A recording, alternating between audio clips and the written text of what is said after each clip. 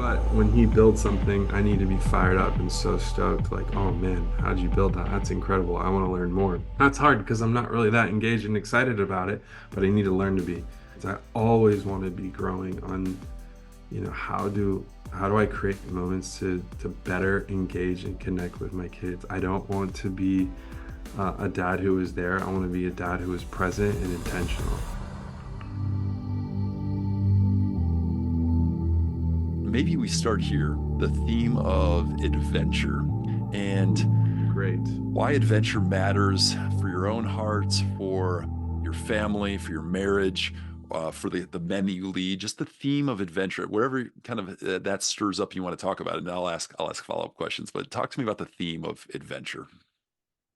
Uh, I love the theme, and I think it's a great way to start. I think there's a couple different avenues I can go. I'll start with um, the men's side of things first.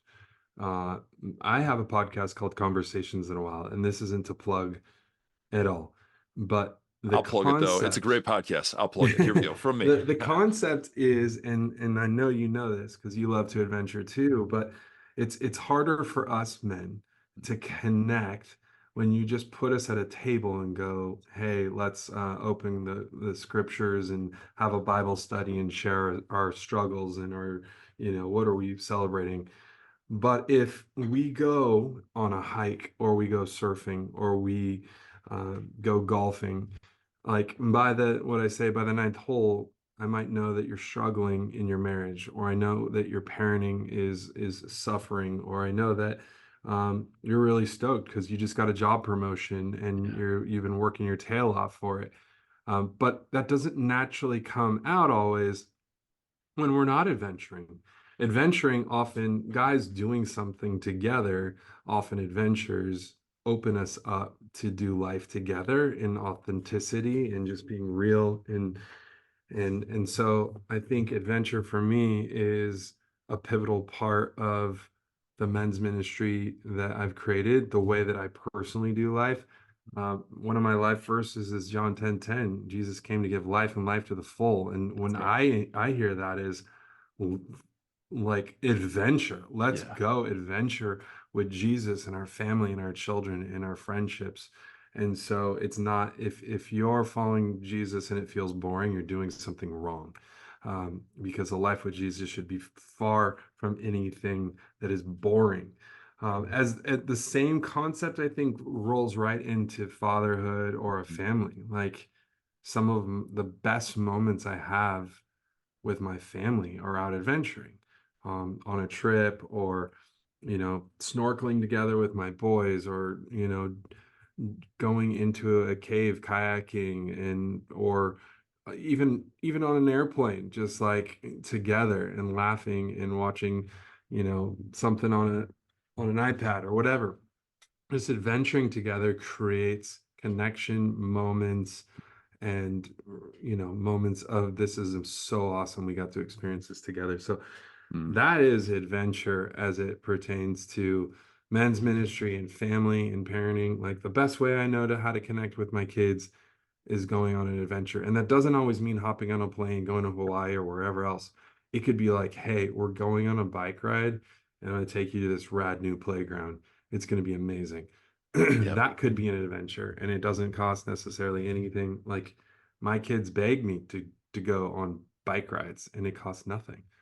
So I used to be with my I think she was 3 at the time, my second youngest daughter. We would walk to the rock at the end of the street and do rope swings off the rock. She'd stand on the rock and use my long arms, and I'm the rope. I'm swinging her, and yes. that was our dad-daughter adventure. Was Yeah. daddy-daughter adventure was to the rock to do some swings. We bring a can of sparkling fizzy water and sit on the rock and share the can and then walk back. That like adventure, you're right. And you actually said by the ninth hole, maybe you've gone a little below the surface. And Yeah. it's wild.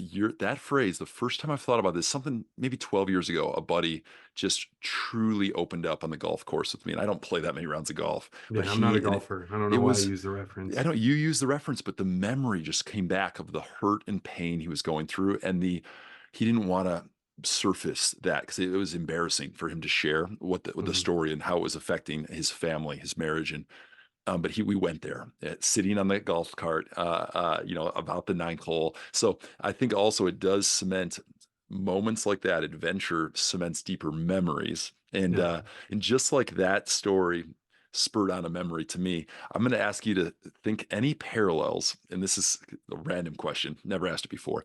Um, snorkeling and dad life. Is there anything, this idea of putting on the mask and snorkel and looking down, looking up, holding your breath, whatever, any parallels at all that you can draw from snorkeling to a dad life principle and something that might be a learning and application? Wow. That wasn't an easy question. I'm gonna do my best. It's definitely winging it, but a couple years ago, first time taking the family over to Hawaii, and at the time, let's see, it's probably 3 years ago. So um, my daughter was three, and the boys, um, we just decided this was going to be we're going to walk to the beach, and just me and the boys, and so Maverick's probably eight, and Sawyer's, I think 6 or 7. I don't know, somewhere in there.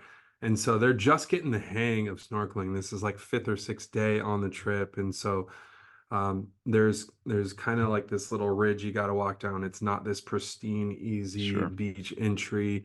A little bit of a sketchy off the rock jump in, and it's late afternoon, so there's um a little bit of risk, a little bit of this is the waves are bumpy, a little wind, little sketch.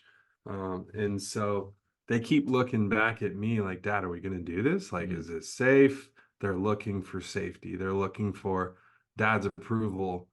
And I'm like, yeah, we got to jump off the rock into the water in order to um, see the fish and snorkel. And this particular spot in the afternoon, the sea turtles love to show up. So it's like, this is going to be epic. Like, we got to go for it. And so instead of me jumping in first, like, they're like, no, we'll go. But they're like, once we get in, like, how are we going to get out? I'm like, I'm yeah, not sure yet. good Not, question. not actually sure yet. But I Mm, was like, oh, we'll figure it out, boys. Let's go. So we all jump in, and it's great. And beautiful snorkeling, saw sea turtles, the whole thing, super rich memory. But probably the parallel is they're they're looking down, they're looking up, and they're looking back at me, oh, wow. of just this constant moment of, am I safe or not? Because the water's rough. Mhm, Um, but you can't really tell that the water's rough if you're snorkeling. If you're ever snorkeling, the only way you can kind of tell if the water's rough if the water keeps coming into the snorkel and dumping salt water down your throat. Um, so that's kind of the only way. And so they're recognizing this is a little bit sketchy. There is some risk. At the same time, I'm looking down and it's beautiful and there's all this marine life. But they're constantly checking to make sure I'm close yeah, and Dad's near. So the parallel, the best I got I like it. is the you can be experiencing something risky, adventurous, but you're looking back to your dad, your father, for safety. Very parallel to God the Father, just Hmm. knowing this risk, this faith adventure, this moment of needing to know that God is with me, God the Father, paralleling to, is my dad here? Yeah, Are we safe? How are we going to get back? Um, are we sure this is a good idea? I have those moments all the time as a grown man, and I have to look to the Father. Like, are we good? Are you sure? You said to go, but did you really mean you were gonna, take care of me financially? Were you sure I should, yeah. make that risk? Is this a good idea for me and my family? So I know that in the journey that I've on in the last year and a half, there's been a lot of those oh crap moments, and I've Mm, had to look back to the Father and yeah, go, I I was obedient, I did what you asked, but I'm scared. I'm scared, yeah. and I need you. So And that's it's the best I okay. got. It's okay to be scared, and it's okay to be needing a father, a steady provision from a father who's steady and has been there before. And That's it. that's really helpful as a little window into uh, your journey with your family as a dad, as a husband. What would your wife and kids, if I was to ask them, hey, describe dad, describe your husband, like what are some of the ways that they would describe you as a husband or father? Yeah, I think some of the theme of adventure is Mhm. that my wife didn't grow up with a dad and didn't get to go on. She grew up like my wife, fun fact, is an identical triplet and has an older brother. So she a single mom with four. Oh my goodness. Um, and her mom was a teacher, so a teacher's salary. So she didn't get to explore and travel and do all these, adventurous things, Yeah. So growing up, that was, she got to go to Yuma, Arizona on a vacation and nothing really like extravagant as far as vacations and different adventures. And so when we started dating and we started, married without kids, it was all adventure. Yeah. Like, let me show you all the amazing places that we can explore together. Mm, And so adventure and travel and experiences mm. is something that she would probably say fun, humor, lightheartedness, dad's silly. Yep. Um, that those are the kind of things I think along Yeah. those lines that they would say. And I'm thinking back to a moment a couple years ago when I was really burnt out and exhausted with life and ministry, and my wife, one of the most biggest gut punches she said in this conversation of recognizing it is says, um, we got in a fight about something dumb, and then it turned into this meaningful Mm, conversation. And she said, hey, you don't seem okay. Honestly, you're not very funny anymore. And I was like, oh, no. And yeah. she's like, and you've lost like your spirit of just joy and fun. And it was like, oh man, you're dead on. Like it wasn't like a reactionary, no, what are you talking about? I'm good. It wasn't that. It was light bulb went off moment. And so when she knows when I'm not well is probably when I'm not full of energy Mhm. and excitement and joy for life.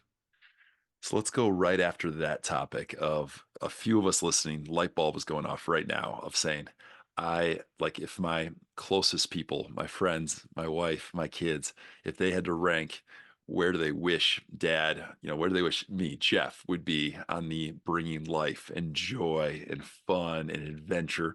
And if it's lower than where I want it to be, if that light bulb just went off, it's lower. What are some of, what are some of the tips, the coaching advice, the ideas that you have for me or that dad to like turn it back in the right direction of this is how I bring life to my family. I think, I mean, first and foremost is if it's being recognized by your kids and your family, like it's not something that we should take lightly. It's take immediate action. And so I think what you're asking is what are some of those immediate actions that we Yeah. take? One, um, do some self-processing and figuring out, yeah, like for me, it was immediately I recognized, oh, I am burnout, I'm exhausted. And so no matter what, you should already have had people in your place that you're reaching out and to go, hey, I'm not okay. Have Mhm. you recognized it? And then begin the processing on what does it look like to become whole again, to get, soul rest, to take some time if you can, to figure out, is there areas where I need a coach or a therapist? Like one of the things that I try to do as a men's pastor is like normalize therapy for men all freaking day. Yes. It's Yes. not something you do when you're in crisis. It's something that you do constant. And guys, we don't do that well. We don't process, talk through our hardship, difficulty, or past. We don't, that's not our natural gear for at least most guys. So maybe you get into some have some meaningful conversations with people who speak truth into your life, Yeah. but whether it's, painful or not, you need to have that. So maybe some therapy. Yeah. Definitely figure out what things are the reasons. How did you get here? Don't throw band-aids at something. Oh, I'm going to take a long weekend. This A 4-day weekend or a week off may not be enough. Right. So throw or figure out what it is that it got you there.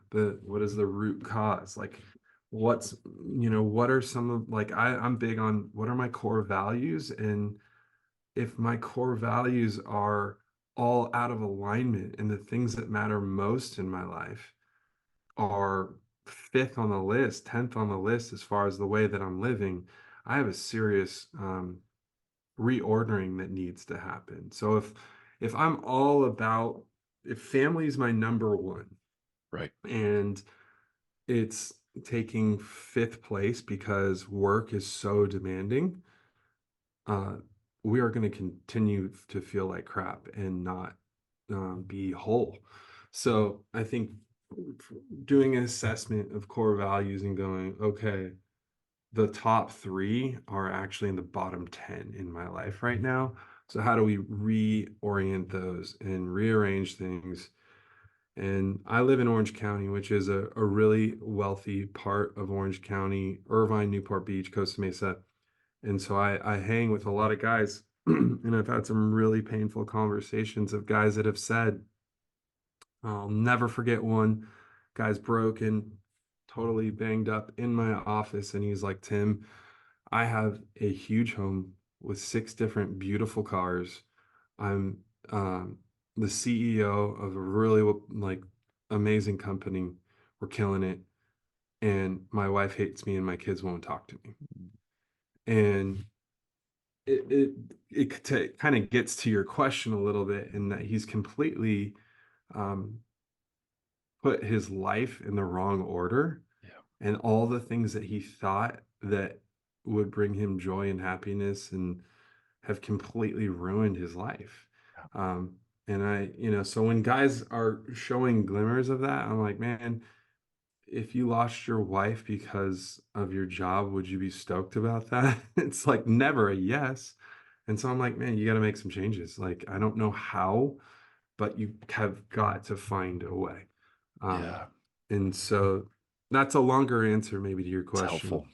It's you're adding the level of seriousness to like this self-assessment and the audit and the clarity of this is who I desire to be. The intent is here.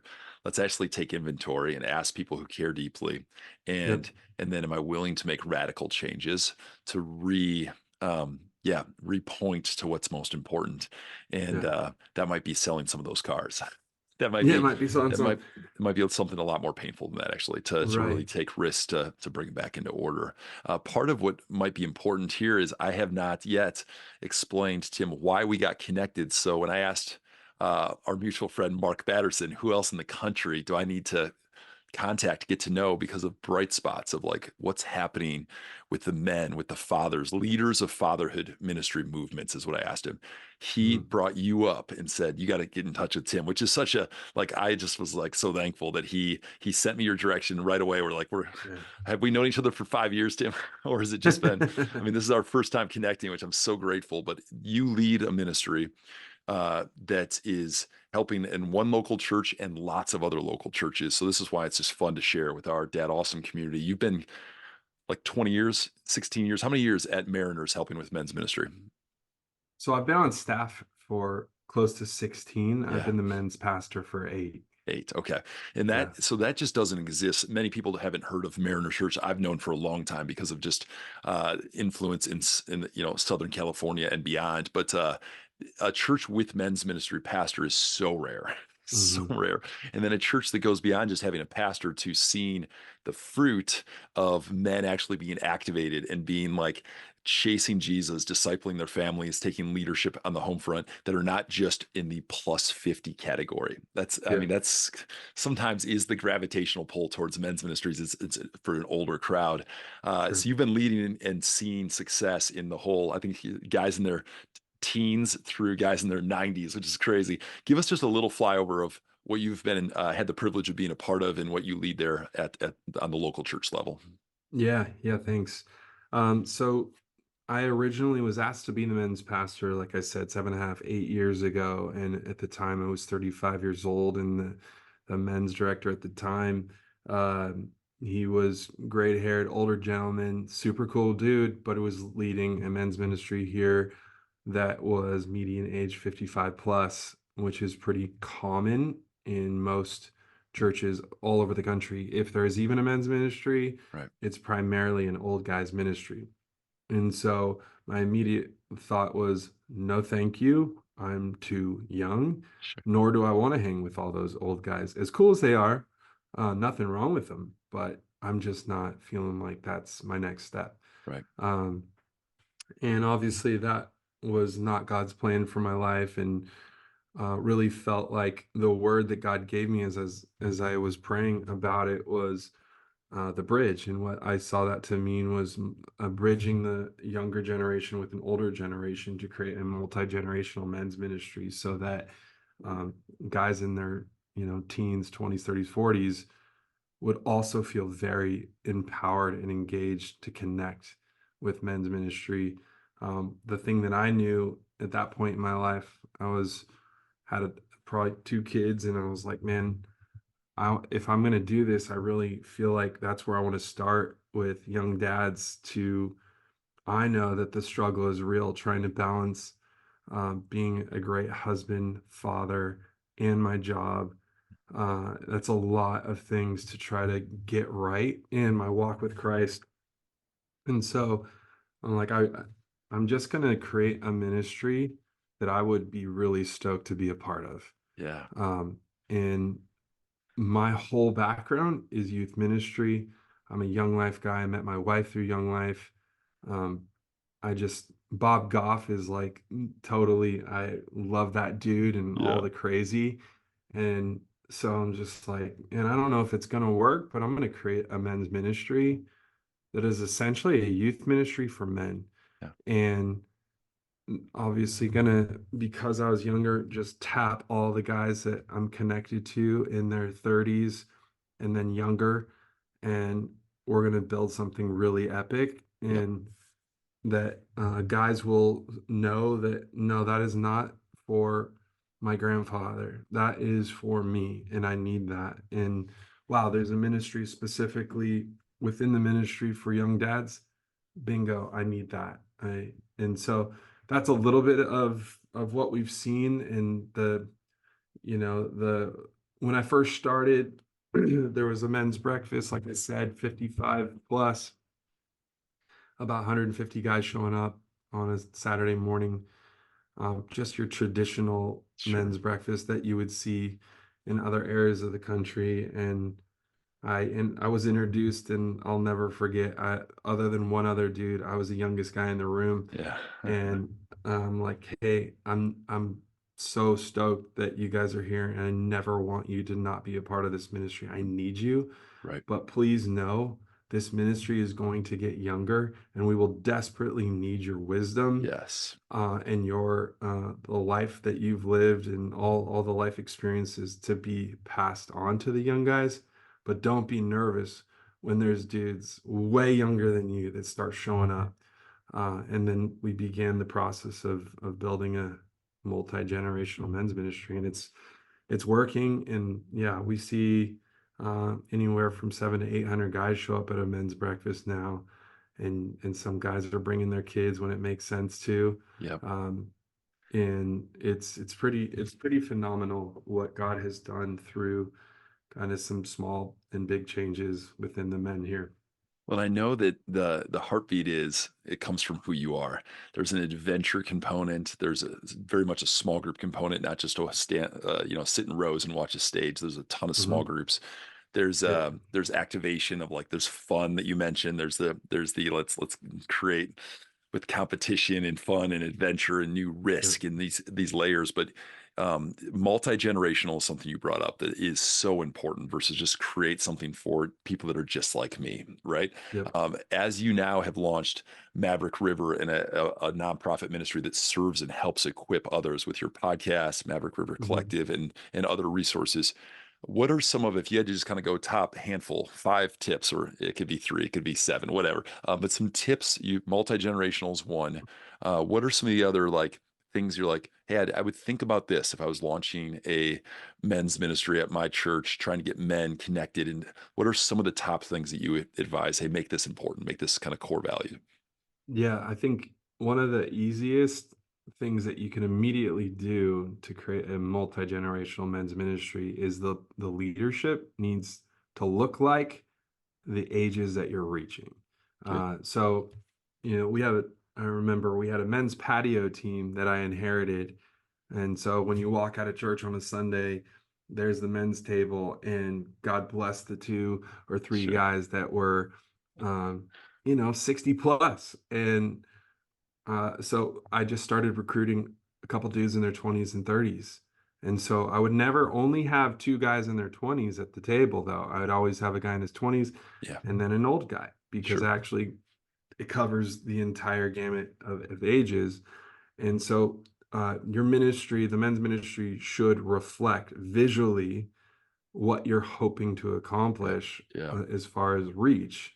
Um, and so that's one easy one. So build it. So multi-generational team will Yep. create a multi-generational ministry. I'm massive on the first step is create a core leadership team of anywhere from 8 to 12 guys. Okay. Uh, and so I wrote a whole playbook as I'm Yeah. taking churches through. And so for the very first play is build a dream team. And I liken Yes. it to Jesus built a dream team, and it wasn't a bunch of guys that had their doctorate and wrote 20 books on men's ministry, or they didn't all have the theological degrees, but a team of guys, first and foremost, that are fired up about reaching men. Passion is going to be, one of the number one things I'm looking for as I'm building that team. And then their ages. If in Mhm. a perfect world, 2 guys in their 20s, 2 guys in their 30s, 2 guys in their 40s, all the way. And there might be Yes. 2 guys in their 90s if they're fired up and still got Yes. any fire left. Uh-huh. Um, so I have right now, I still have a core team, and there's, I think, 3 or 4 guys in their late 60s, early 70s that are gung ho, fired up about the mission. And then I got guys that trickle down from there. Hmm. So on that tier and on that team, obviously passion, age, but also skills and competency in areas that they, Hmm. hey, I'm fired up to build and disciple men through groups. Okay, great, because that's what we're all about. It's Right. not like you had mentioned it. I want to make sure I say it. It's a men's ministry shouldn't be an events-based ministry. Mm. You need an event because that is the wide end of the funnel. That will get the guy's attention, grab them. But then all day, if there's not a next step into group life where transformation happens more often, like you said, in circles than rows, all day, that if a men's ministry doesn't have groups, you don't have a men's ministry. Or if your men's ministry is just one group, you don't really have a men's ministry. Mm-hmm. So the biggest thing that I'm excited to share is that the men's ministry here at Mariners has over 100 men's life groups.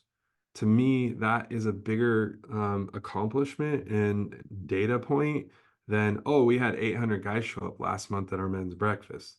That's awesome.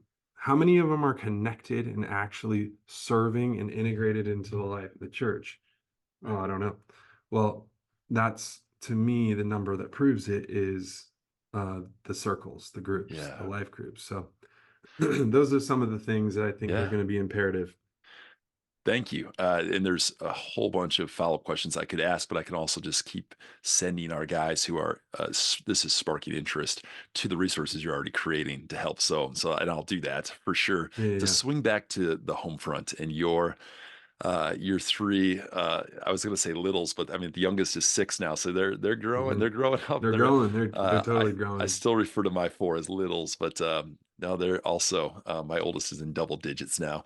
What would you say if there's an area that you're pinpointing, that's a growth area for me as a dad. I want to grow in that area. I want to read books to help me grow. I want to get around mentors. Is there one, two, three areas that you're like, man, this is an area that I feel challenged and I want to be growing in as a dad? Yeah, I think for sure with my oldest being 11, we've already had a couple of the talks, so to Mhm. speak.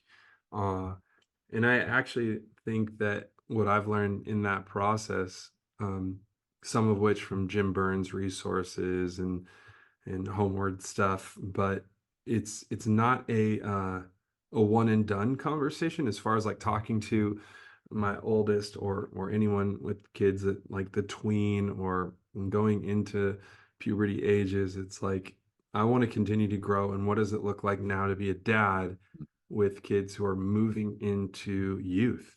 My son's in sixth grade, which means at school and at the church he's considered a junior hire, which is still trips me out. And so I want to learn, I want to continue to grow in the area of like, what does it look like now to be a father who has a teenager? Mhm. Uh, and then my son, who's 9, is right there behind him. So, giddy up on, just preparing. And then my little girl will be, creeping up quick. So that's a massive area of growth that I want to continue. We've had a couple of those conversations as far as the talk, but I'm not only talking about that. What does it look like to connect with my kids now differently? My oldest is going to not be as stoked to hit up the local playground. And how do I, learn how to be good at Fortnite and Minecraft Mhm. because that's what he's stoked about. And yeah. And Minecraft literally makes me dizzy and sick to my stomach. But how do I learn how to toughen up and play Minecraft, Mhm. even though I don't want to? And it literally makes me dizzy. Um, but when he builds something, I need to be fired up and so stoked. Like, oh man, how'd you build that? That's incredible. I want to learn more. That's hard because I'm not really that engaged and excited about it, but I need to learn to be. Mhm. So just new things on how do I connect with my kids. I always want to be growing on, how do I create moments to better engage and connect with my kids. I don't want to be a dad who is there. I want to be a dad who is present and intentional. It's more than that for me. So I'm not perfect at it. I got a long way to go in it, but I want to show up and not get distracted by things that don't matter in moments that like, oh, should have connected there. Should have. Mhm. That was the moment. I totally missed it. So I'm growing in those areas. Thanks for sharing. That question is just a sample question that anyone listening right now can ask another dad. And just that, what it sparks of what might be just a little 5 minute back and forth on share ways that you're growing. Like it's amazing the value of us just saying, let's go there with our conversation on, and Hmm. really we're admitting there's some vulnerability there. Because usually if it's an area Yeah, you're growing, it means it's an area you have certainly not arrived or you've pinpointed yeah, no doubt. there's a growth needed. Let's just go rapid fire some books that might be helpful for the Dad Awesome community. So we have already brought up Mark Batterson and how he's been impactful, but do you have a top one or two books of his that you'd say would be helpful for dads? 100% for dads. Play the Man was the first Batterson book that I ever picked up, and I'll probably need to read it again soon because, the second half of the book is all the rite of passage stuff that he Right. took his son through or sons. Um, and so that is definitely my one of the top Batterson books. All day and at least once or twice a year, I'm taking guys through Draw the Circle. Draw the Circle. That's my top one. You nailed That's it. my that's my Yeah. number one. Yep. Done it I 3 times. Yep. Yeah, I've done it a handful of times. It's always just Yeah. so 40 rich. days, 40 days, 5 minute reads, right? I mean, Yeah, it's not rocket science, but it's yeah. so good. It's super user friendly, but so deep and so impactful, and just the rewiring of our brain that we need to be unified with God and abiding in Him in prayer. And so Yeah. those are my two top. Batterson, I've read many of them, but Mm. those are the top. Those Okay. are top. And before we hit record, we both talked about Morgan Snyder and becoming a king. Like, I mean, for sure. And he's been on 3 times, Dad Awesome. So like the guys know Nice. about, but I wanted them to hear again that we equally are like, read that book. Do you Oh have like yeah. two other, like one or two others that we haven't talked about that you're like, this would be helpful?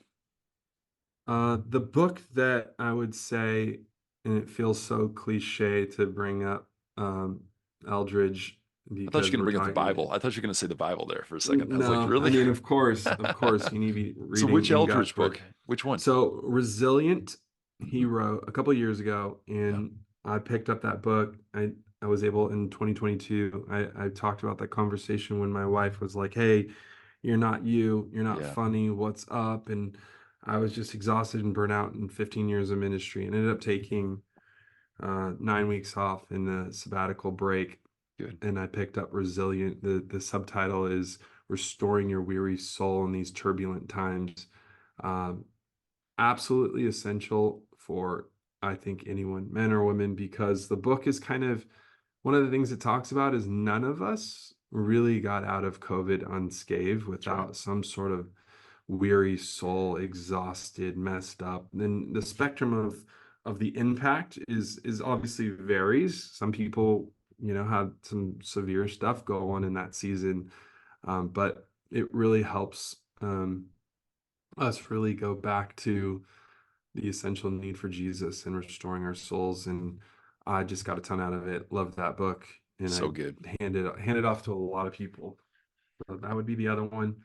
Um, I'm sure there's others. I can't think of anything right now. Three or four is what we nailed there. So that's Yeah. great. Was there anything else, Tim, that you were hoping to talk about today with our Dad Awesome community? Anything else that was top of mind that you wanted to pass along?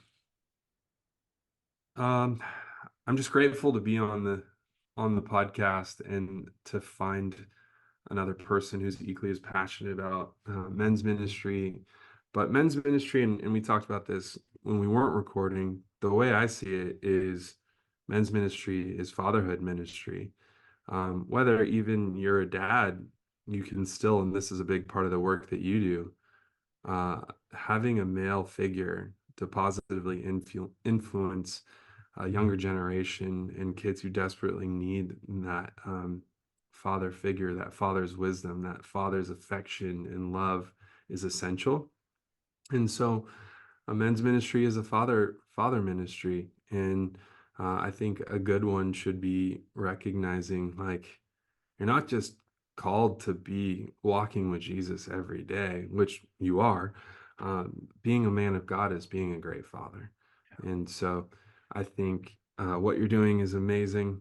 I love that even the name Dad Awesome is so great. I'm big into marketing and names, so I'm like, Okay. yes, he nailed it. Um, so I love what you're doing, and I'm stoked to be a part of it. Well, this will be the first of, I'm sure, many conversations. Tim, could you say a short prayer over all the dads listening? Wow, I'd love to. God, I think you know this very well, but none of us are perfect. And we're just trying our best to be great fathers. And thank you for setting an amazing example of what it means to be a great father. So I pray for those who are discouraged and feeling a bit hopeless in the area of the way that they love and cherish and hold their children. I pray that they would be inspired. I pray that they would have hope, that they'd look to areas of change, that they would grow into being intentional um, fathers to their kids. I just pray blessing over the listeners. I pray, God, that you would help us to be great men who follow you, and that you'd help us to integrate our whole life into walking with you and being great husbands, being great fathers, being great at our work, and to represent you in all the areas that we can.